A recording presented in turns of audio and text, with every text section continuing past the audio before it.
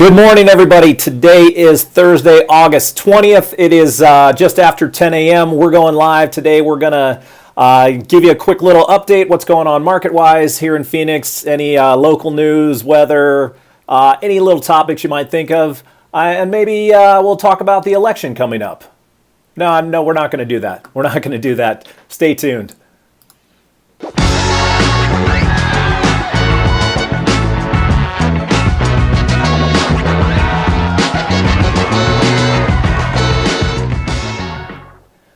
What is up, everybody? This is Greg Corbett with the AZ Lifestyle Group right here in Phoenix, Arizona. If this is your first time to this channel and you're looking to find out everything you need to know about what it's like living in and or moving to the Phoenix metro area, make sure to hit that subscribe button and click the bell so you can be notified whenever we post a new video. And we are helping people from all over when it comes to finding the best places and neighborhoods to live here, and we absolutely love it. So if you're even thinking about making a move and you need any assistance whatsoever, give us a call, send us a text, shoot us an email. However you want to get a hold of us, we got your back when it comes to moving to the Phoenix metro. All right, let's not waste any time. Let's bring my good friend and partner in here, Rudy Lopez with Prime Lending. Rudy, good morning. How are you? Morning. How are you, Greg? I'm good. You got your coffee? That's good. 7 so far this Number morning. 7. Yeah, so I'm running behind on my tally. You're still slowing down. You're still slowing down. That's good. I'm glad you're weaning off there. Right. Yeah, but I figured I'd just bring you in. I mean, shoot, it's been a crazy week for both of us. So I haven't even had a chance to catch up with you yet this week and hear what's going on. Any crazy things happening on your side that you wanted to share? Well, apart from the just normal market craziness, last week it was announced that if you're going to refinance your house, there's going to be a fee that's going to be implemented, and this is from Fannie Mae and Freddie Mac, that they're going to pass on to the mortgage companies who, unfortunately, most mortgage companies are going to pass it down to their customers. Sure. And this is only on refinance transactions happening after September the 1st. That's really been the only, I guess, earth-shattering news in my little world in the mortgage industry. But other than that, the market and the temperature here is super hot, and we're just trying to run around with our heads like our heads are cut off right at the moment. No, I hear you. Quick, Yves says hello. Hi, Yves. How are you? Hope all is well on your end. Rudy, what does that cost? Like, what do you think is that gonna be a percentage per loan amount, or what's that gonna cost people, you think? Yeah, so I guess the easiest way to explain it is before this fee, the same interest rate that you would have gotten the day before is now costing you $1,500 on a $300,000 house. Let's just say, for example. So if they announced it on Wednesday night. So if on Wednesday morning you were getting 3%, Thursday morning that 3% was now going to cost you $1,500. Right. So that's basically the easiest way to explain it, Yep. and it's all dependent on the loan amount. Yeah, so I'm taking it they're just trying to slow some things down when it comes to the refi market. Is that possible? What are you thinking? Well, the message from the FHFA, who regulates Fannie and Freddie, is that it's basically due to market turbulence and uncertainty in the markets, and just wanting to be well capitalized for volatility going forward. So that's the message that they've relayed to us, and as of now, it's only on refinances. Unfortunately, the whole point of the lower interest rate market is to help the homeowner by saving money. Yeah. And this sounds a bit counterproductive. Sure. If you're trying to help the economy and stimulate the economy. This kind of goes against that in a way, but that's just my personal. Yeah.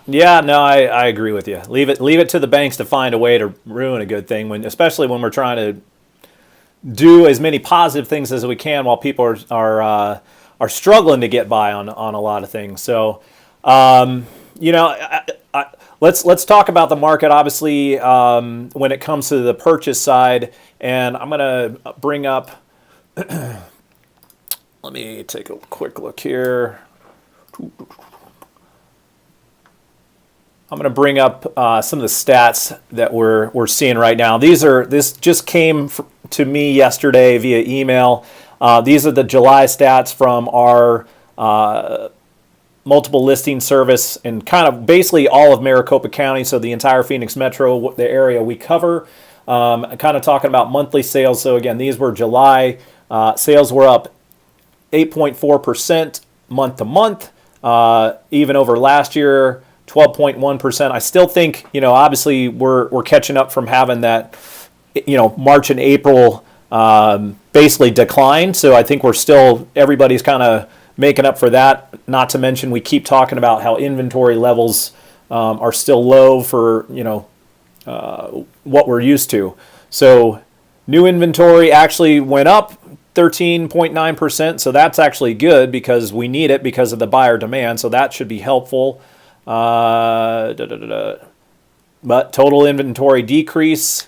So I'm guessing we've had a lot of new listings on the market, but we've had so many sales to counteract that. So that's why total inventory is down. And then let's see. I'm trying to think if there's anything here that's actually interesting. The month supply. So we're basically at a little over a month of inventory. So we're still very low on that end. List prices keep going up. They were up, over 15% this year. Median's up over around 13%. Sales price around $391. So I'm not going to bore everybody with this consistently, but you can see what we're dealing with, and I think this is happening across the country. Everything I'm seeing is all the news is national news is this is happening widespread. It's not just an Arizona thing. Obviously, I think Arizona probably is a little crazier than some other states right now, but this is something that's happening all over. Yeah, the migration to Arizona is in full effect, and you're right.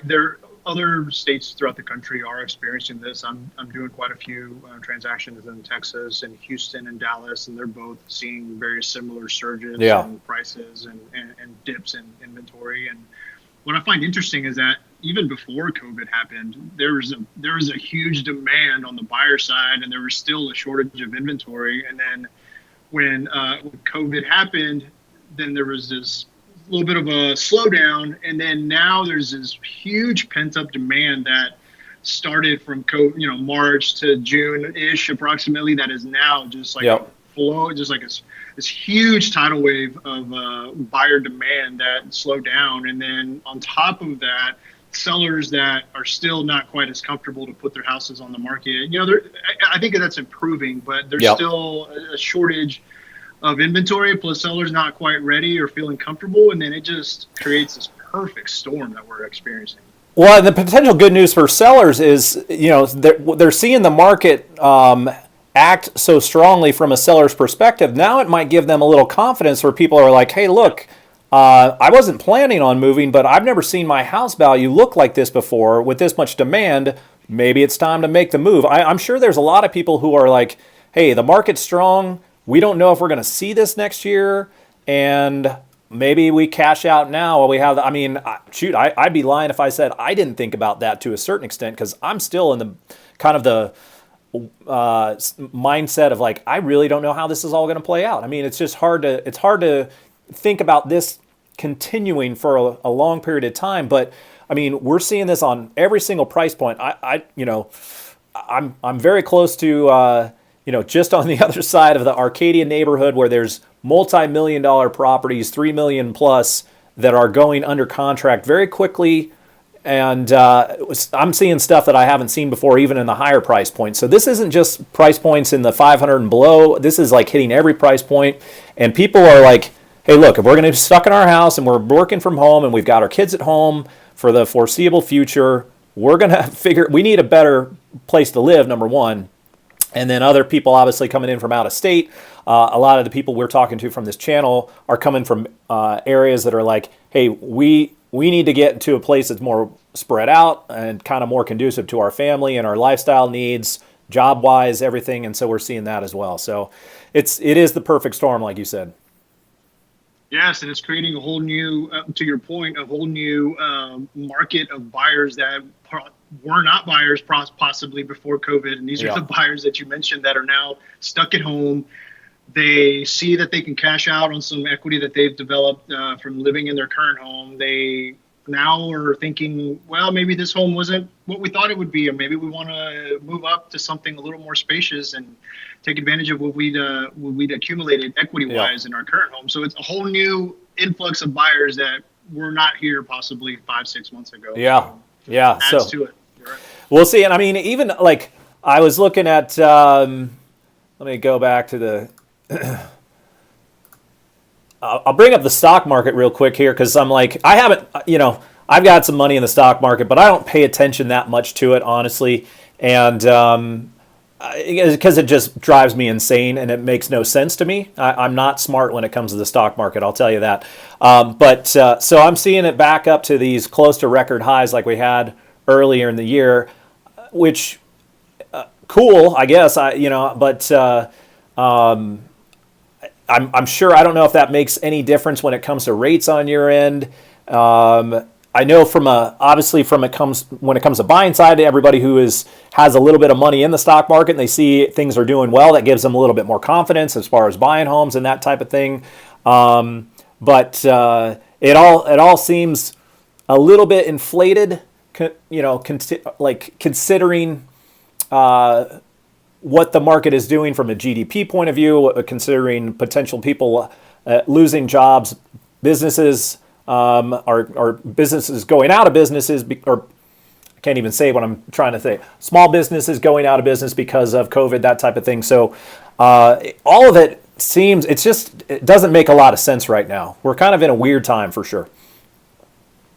Yeah, there was I don't remember the exact name of the report or the name of this survey, but there's a greed and fear sentiment report that comes out. And according to the way the stock market or the investors' sentiment is towards the stock market, this can sometimes be an indicator of what's to come. For example, right now we're in a greedy time in the stock market, meaning investors are looking for more returns, more gains, and they're getting it. The stock market, to your point, is at all-time highs right now. So from history, that shows us when the greed levels are as high as they are, similar to where they are now, then that could potentially mean that the stock market's overbought, potentially a little overinflated, which could possibly mean a dip or a little bit of a pullback in the future. So that's something that came out recently and has been discussed quite a bit. And just from some of the readings that I've been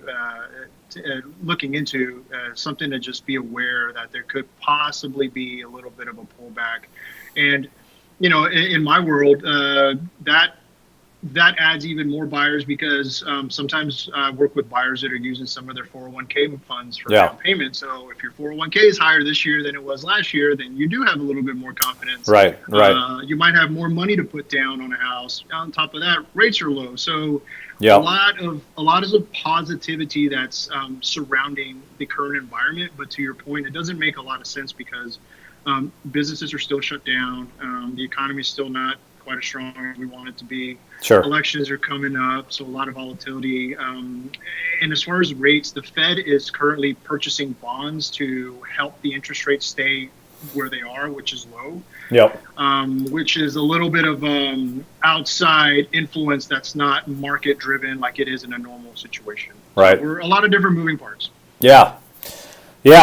It's for people smarter than me. I'm glad you're here to add some intelligence to this live video because I don't know if I bring it.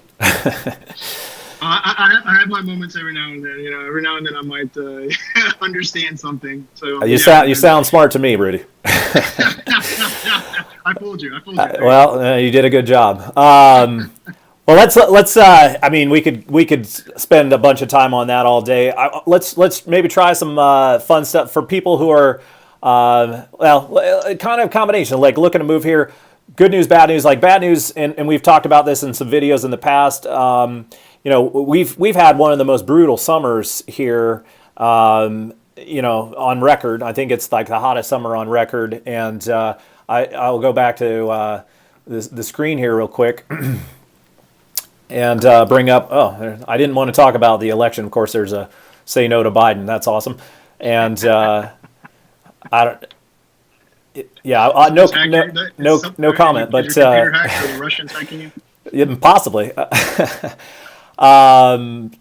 I'm looking at, I mean, these temperatures just annoy the crap out of me. I just got to be honest with you. Like, Yeah. so bad news is we continue to have it. I think it's like September. Maybe hopefully we get into September and we start having below 110 realistically.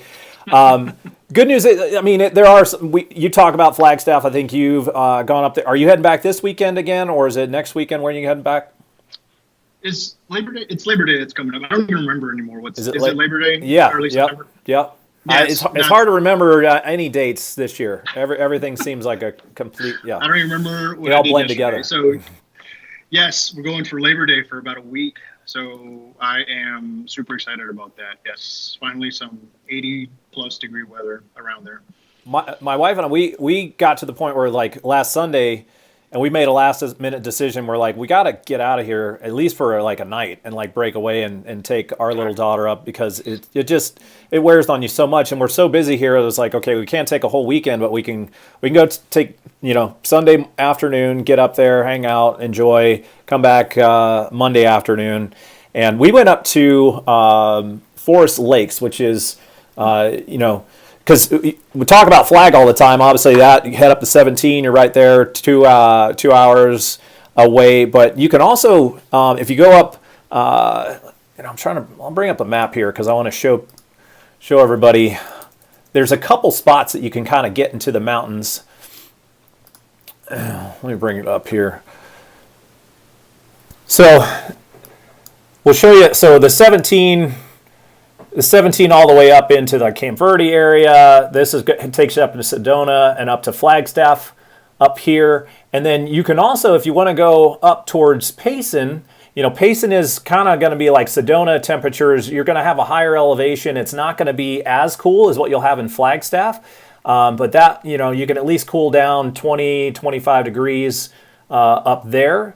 And then if you take this 260 route, this will kind of take you into some other cool areas all up in the pines here. Beautiful drive. In fact, I like this, drive up to Payson and on the 260 a little bit better than the I-17 drive.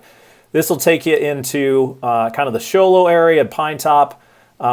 This is a longer drive. If you're going to Show Low and Pine Top, you're about 3.5 to 4 hours away from Phoenix, but you get up into the higher elevations where you have a similar kind of temperature that you will in Flagstaff. And then I'll show you where we went. Like right before you get to Heber, there's this Forest Lakes area that's, I don't know if it'll pop up on the map, but it's kind of right in here.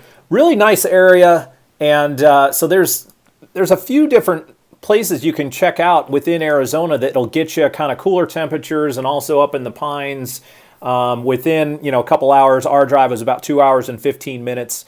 And there's so much to explore and so many cool things. So since I always talk negatively about the weather, and then Rudy's here to be positive about all the things that you can do when you want to get out of the heat, I figured we'd touch base on both of those.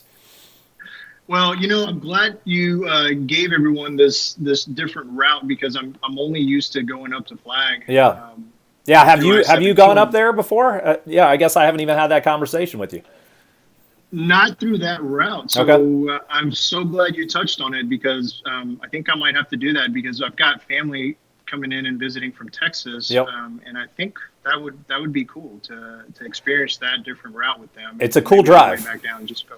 It's a little bit, I mean, it's just a more scenic drive, and I like that I-17 drive. And, once you get up closer to Sedona and Flag, I mean, it's some really cool views, but it's a really nice drive. Unfortunately, we got hit by that. I want to say it was the campfire earlier this year. Kind of scorched a lot of the area on that drive, and you can see. I mean, it's kind of crazy some of the areas that it hit, but it's still, for the most part, it's a really beautiful drive, and it's a nice setup. And Payson's a cool town. It only takes like an hour and 15 minutes to get to Payson from most of the Phoenix area. And then you can kind of go up towards Pine and Strawberry. All that rim area is really nice. Or you can kind of start heading east towards Show Low. It's worth the time to do. It's worth the time to do. I think we just booked for New Year's. We're going to head up to Pine Top and spend a couple nights up there and hang out. Hopefully catch some snow that's always fun, especially when you're in Arizona and you don't get to see snow very often, to kind of be able to head up there and do that. So, yeah, we're looking forward to that. Now, how long is the drive to Pine Top from where we are? It's about 4 hours. 4 hours, yeah. So not bad at all. Yeah, so it's longer than Flagstaff, but still it's worth the time to take. And if you can get up there, make sure you're going for 2 nights. I mean, you could go spend one night up there and come back. That's just kind of a little bit of a hike, but you also have I think Sunrise. I mean, Sunrise is another ski resort that's kind of up in that area. It's an extra, probably 40 minutes out, so you're about 4.5 hours to 5 hours to Sunrise. But those are kind of the ski resorts between Sunrise and then Snowball up in Flagstaff. For those of you who are like, hey, what are you talking about as far as a ski resort in Arizona? We actually have 2 of them. Now, Sunrise, it hasn't been doing great financially, and if we don't get snow, I mean, it really hurts those areas, and it's hard to keep them up and running. But I think they're still good to go right now, and it's a lot of fun to go check out. When I was in Texas, I would go once a year to Colorado and Vail and Breckenridge and ski and snowboard there. But now that we live here, I cannot wait to just be 2 hours away from snowboarding. It's so pumped, excited about it. I mean, if you're used to Vail and Breckenridge, I mean, I don't want to burst your bubble, but these are not going to be that. My expectations are a bit tempered. I will say that, but you can't beat a 2-hour drive. That's killer. But if you just want to get up on the mountain, and then that's where it's cool. Like if you're not going to have kind of maybe the nightlife that you're used to by going up there and kind of the the views and the party town atmosphere potentially, but yeah, if you just want to get up on the mountain and as long as we have a little bit of snow up there, obviously the snow is probably better up there most of the time too. But we've had over the last couple of years, we've had some crazy. I think last year even in December, we had a massive amount of snow up north that allowed a lot of people to get up on the mountain and have some great fresh snow. So you never know what you're going to get year to year here. Yeah, I was talking to my wife about that yesterday and just kind of planning Christmas, New Year-ish time. And I think it was it in December when we started finally seeing some snow up in Flagstaff? I think so.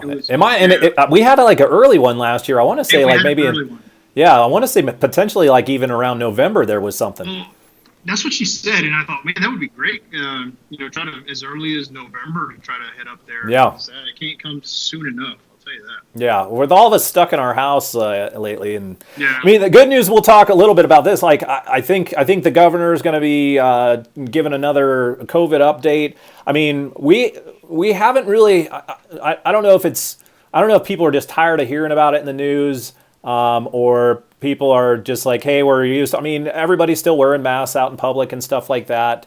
But we're finally having some gyms open up, bars open up, and some of the movie theaters. So they're starting to loosen the restrictions on that. So all signs are kind of pointing towards we're moving in the right direction again. Again, this is a crazy virus. It can ramp up again at any time. So I think the good thing to do is for everybody to still be cautious, especially going into the winter season, and try to continue doing whatever we can until some miraculous I don't know, solution comes up. I have no idea, but I'm not a vaccine sounds cool in theory, but I don't know how possible that would be to get everybody vaccinated in a short period of time or any period of time. But so I don't know where I'm going with this, Rudy. I'm just talking about what's going on. I think I was just since COVID's been on everybody's mind and how has it affected Arizona particularly, I figured I'd bring it up. Well, last week, it just kind of, I received another reminder of just how impactful this is because, and this is just again in my little world, but our Christmas party got canceled, and it's not even, it's still another 5 months away, but we our Christmas parties now you can't have a Christmas party via Zoom. Maybe I should have brought that to someone's attention. Yeah. But it's just another reason or another point that this is not going to slow down anytime soon. Yeah. At least from the company's perspective throughout the country. Obviously, liability reasons. You don't want to start getting a bunch of people together unnecessarily. But Yeah, I mean, just brace yourself. Now I've heard you say behind closed doors you don't like anybody you work with anyway, so you're happy this Christmas party got canceled. Is that true, or was that Yeah, is that somebody else I I was see them talking to? enough. The other 364 days, I see them enough. I don't need to see them another They day. won't be watching this, Rudy. You can be honest. Right. Yeah, we'll just keep this a secret life call. Yeah. And then I don't know. We could talk. I don't want to take up too much of everybody's time, but I figured I saw this, so I was like, okay, from a sports point of view, because we're both interested in sports and what's going on. I'm hearing little pieces of information from different leagues and kind of events, and as far as potentially allowing a certain amount of crowds to be at the stadium. Are you hearing anything on that?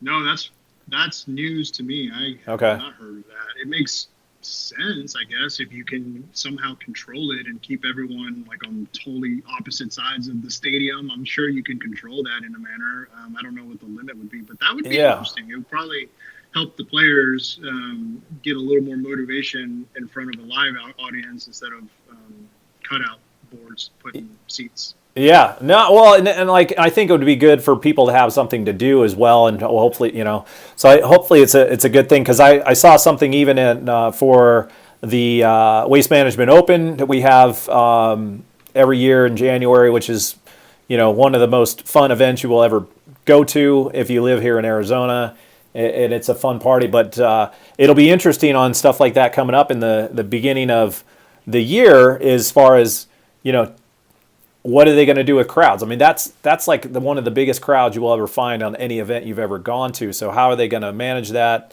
Same thing with football, and I know like NCAA is canceling for the most part. I think everybody canceled, or they still have a few leagues are going. We'll see how the NFL operates. I think you might follow this a little bit more than me, but I've watched the scores, but I have no idea if baseball is allowing anybody at the stadiums now. No, not yet, and especially because a few teams throughout the league, I think the Cardinals and the Marlins, just from the top of mind, those two teams had like 10 or 15 players all at once that were that tested positive for the virus. So Yeah.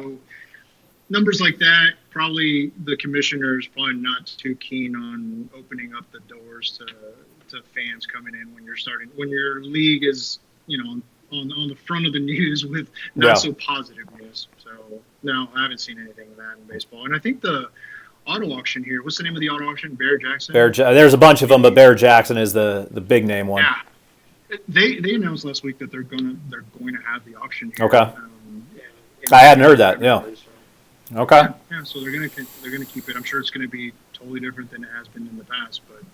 No, that's good news. I mean, it's like I know that there's going to be risk with everything we do, but like we can't just make decisions based on fear of everything going on. I mean, you gotta be smart about it, but you can't just be like, hey, we're going to shut everything down. So that is good to know. I'm happy to hear that.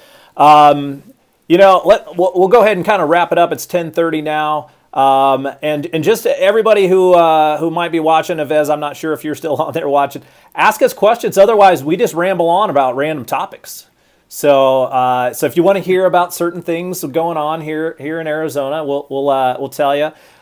We do have Rudy and I just did our first vlog regarding Scottsdale. We went out and teamed up and did a quick vlog together. It's I think it turned out good. I just got a chance to watch a little bit this morning, and hopefully we'll have that going tomorrow. And the goal is for us to do similar stuff throughout the area and kind of showcase that stuff to you guys. So please check it out and let us know. Let us know what areas you want us to kind of target, and we're going to keep trying to put out content that is helpful for you guys when you're looking to move here and trying to figure out what the best areas and neighborhoods are. So, Rudy, I'll let you go. Any parting shots for you before we wrap it up?